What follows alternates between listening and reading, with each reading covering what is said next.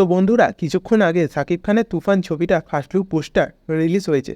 রায়হান রফি শাকিব খানকে এমনভাবে প্রেজেন্ট করবে যেটা আমরা ইমাজিনও করতে পারছি না।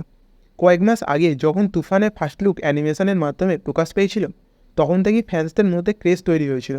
রায়হান রফি শাকিব খানের যে লুকটা সবার সামনে নিয়ে এসছে, সেটা এক কথায় অনবদ্য।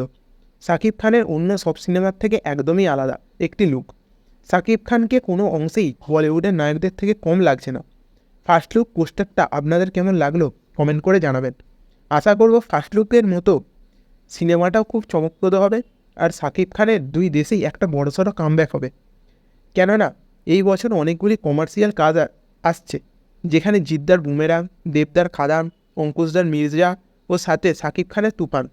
আশা রাখবো সিনেমাটা রায়হান রফি যত্ন নিয়ে বানাবেন এবং কমার্শিয়াল সিনেমার দর্শককে হলে যেতে বাধ্য করবে।